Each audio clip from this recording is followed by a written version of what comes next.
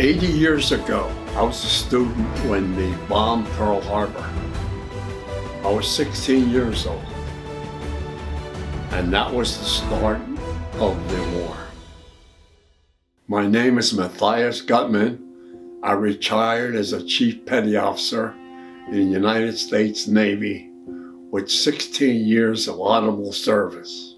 Well, I decided to join the Navy because I had two brothers that were in the service before World War II. One was in the Navy and the other was in the Army. And as I grew up, I sort of favored my brother that was in the Navy rather than my brother that was in the Army. So even in high school, when I went to junior high school, I used to wear my brother's Navy cap to school. So I decided when I was 18 that I would like to go to the Navy. I never seen the ocean when I grew up, but I seen the ocean when I got in the Navy. I was in the deck division as learning how to be a boatswain. They took care of everything on the main deck. They taught us how to anchor the ship, how to tie up the ship, how to work all the different booms that we had on the ship, how to operate boats, all that pertained to what was on the main decks. Hello, NBC. This is KGU in Honolulu, Hawaii. I am speaking from the roof of the Advertiser Publishing Company building. We have witnessed this morning the distant view, the air bombing of Pearl Harbor by enemy planes, undoubtedly Japanese.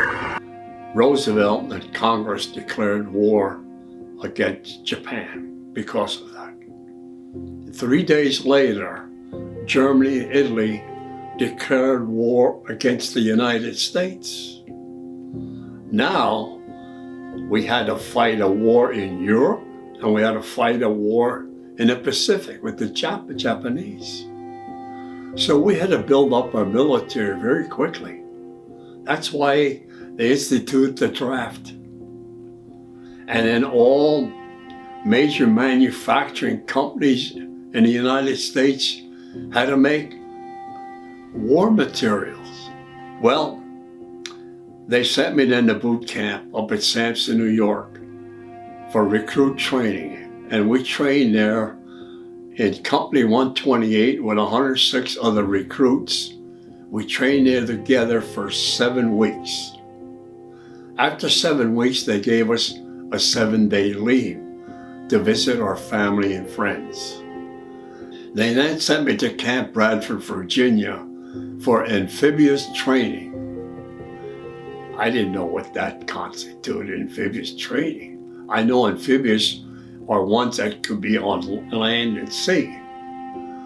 But I found out shortly afterwards when we went to Camp Bradford, when we entered that camp, I thought I was in the Army because we entered, there was one large building and surrounding this building were tents. Tents. My God, we're at the wrong place. But we were at the right place. That's why they call it camp. They're tents. So we checked in the main building. The main building was set up where we took our showers. We did our wash there, hand wash. We ate there, but we slept in the tents. Well, after that training, they sent me then to Evansville, Indiana, to board a ship. Well, when we were on our way, our ship was ready. It wasn't ready for us to board because it wasn't completed yet. So they sent us to Crane, Indiana, for just temporary layover until the ship was completed. Well, we spent about 3 weeks there. Our assigned duty while we were there, we were taught how to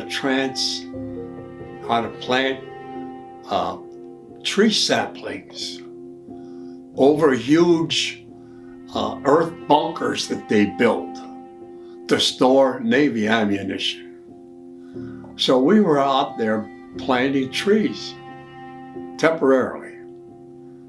And then they sent us to Evansville, Indiana to pick up our shit. When we got there, we boarded LST 553, which was called Landing Ship Tank. It was an amphibious ship, measured 328 foot long and 50 foot wide.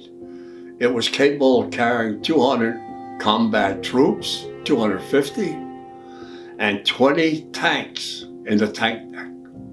And that ship was built strictly to invade an island.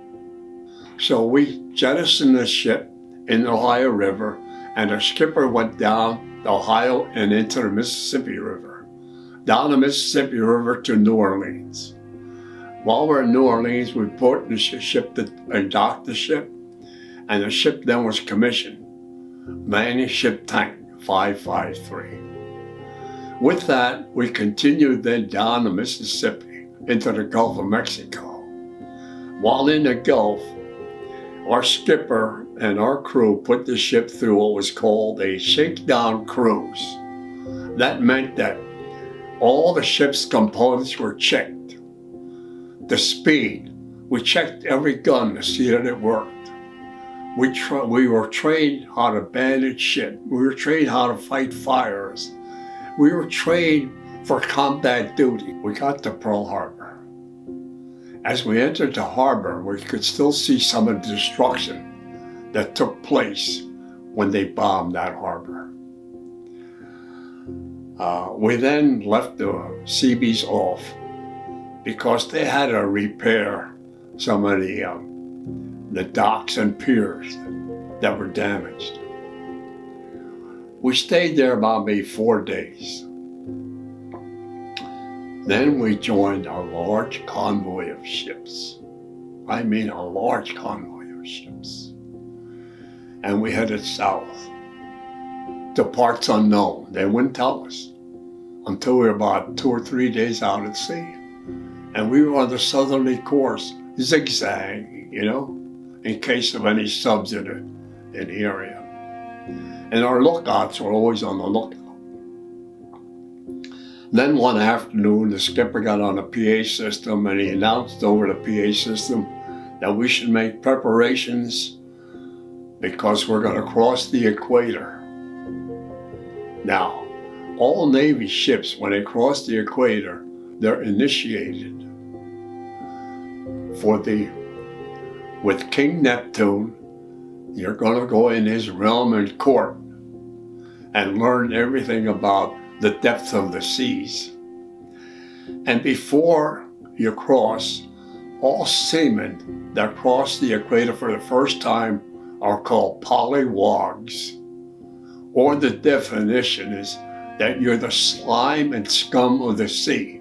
After our training, we then joined a large convoy of ships again. We loaded everything up with food, fuel, and went on a large convoy of ships. We traveled north for days. Then they told us we were on our way to the Palau group of islands called Peleliu. We invaded the island of Peleliu. That was my first invasion. I took the troops into the third wave when we landed troops on that boat. While we invaded that, we took on artillery fire, mortar fire, and machine gun fire. When I landed those troops, they rushed up the beach, and quite a few were killed instantly, and some were seriously wounded. This continued all day long, the first wave. The second wave of boats come in. Maybe about 10-15 minutes later, the fourth wave come in. All these troops landed. Once they established a beachhead, our ship would land then and unload the tanks to support the Marines that were ahead. And that was all day long. Our ship then finally left, and we left because our mission was over. Because while we were there, we encountered all this firepower and aircraft firepower. The Japanese aircraft were bombing and strafing, and we left Peleliu. We then went back to Guadalcanal and we refitted everything, and we loaded up the ship again for an invasion to the Philippine Islands at Leyte. Leyte was our second invasion. While we were invading Leyte, our fleet was battling the Japanese fleet in Leyte Gulf at San Bernardino Beach, and that battle lasted about 2 days. And our ships decimated the Japanese fleet. From there on, the Japanese fleet was very little, nothing left. We landed troops, the second landing troops in the Philippines with Mindoro, then Lingayen Gulf, and the fourth was Luzon at Subic Bay. We landed 4 islands in the Philippines. After that, we then landed Okinawa. That was our last large invasion. That was the largest invasion of the Pacific. Thousands of ships were involved in that invasion. The kamikaze planes were really terrific there. They died on our ships constantly. They killed over 5,000 sailors and wounded 5,000 sailors by these kamikaze planes diving on our ships. Well, it took us 3 months to conquer that island. After that, we then went back to the Philippines at Buckner Bay. While there, we were hit by the fiercest typhoon in the Pacific. It was so fierce that when we were anchored in that bay, it broke our anchor chain, and our ship drifted to shore and hit rocks, and it damaged our front bow doors and cut a big slice in the hull of the front of the ship. And we sealed off the front, and that front was full of water. We then were instructed, the captain was instructed to take it to Saipan to get repaired. So we left and we went to Saipan. Within about 3 weeks, they repaired that. We went back to the Philippines. And we did some garrison duty there. While there, we found out that the Air Force dropped the first atomic bomb on Hiroshima.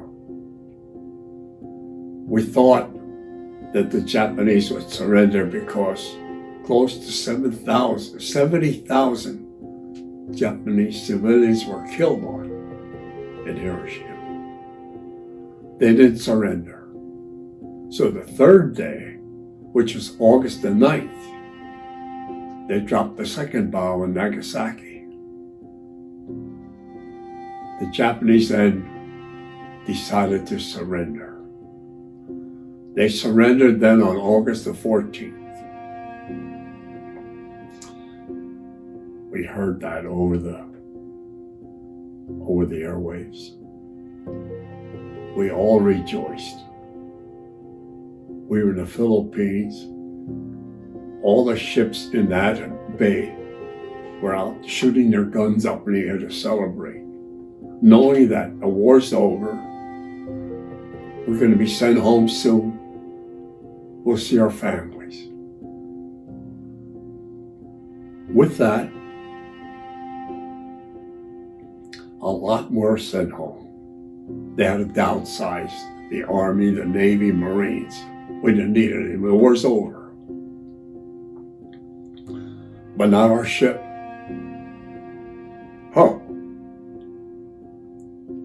Our ship had duties to perform yet. The first duty was that we had to disarm the Japanese because the final surrender terms were signed in Tokyo Bay on board the battleship Missouri. And that was on September the 2nd, which later was called VJ Day. Well, since they signed the unconditional surrender, our ship then was dispatched to go to 6 different islands to disarm the Japanese that were still on those islands. I was one of the men that went to the shore to help disarm the Japanese. While on them islands, we went to 6 different islands, disarmed them. We had them bring all their guns and ammunition, explosives, down to the beach. We then had them loaded their guns and ammunition on their boat. And I then was instructed to pilot that boat out to sea with the Japanese, 4 Japanese, and my boat crew. And we had them throw all this over into the ocean while I was still maneuvering. On the way back, I made a couple trips. On the way back on one of the trips, I happened to see this Japanese officer come down the road with 4 other Japanese. And he was wearing a samurai sword. I quickly went over to him and said, "Sir," I says, "you won't need this anymore," and unbuckled from his belt. And there it is. That's how I got that sword. Now, I still had 2.5 years remaining on my 6 years enlistment. So I was only separated from the Navy with the idea that in an emergency they could call me back right away, which they didn't. In the meantime, my separation was up, my 6 year was over, and I was finally discharged. I then got married, and I was out of the Navy for 8 years. In fact, I had 3 children in that 8 years, my wife and I. Then my neighbor was a lieutenant in the Navy. He knew that I had a World War II record, and he said to me, "Why don't you join the active Navy Reserve? We could use you as an instructor to teach all these kids coming in." And he said, "You'll get paid." Well, when I heard the word paid, I needed extra money. The family was 3 children already. So I did enlist in the active reserves. And I stayed in the active reserves for 15 years as an instructor and recruiter. And then I finally retired with 22 years of service.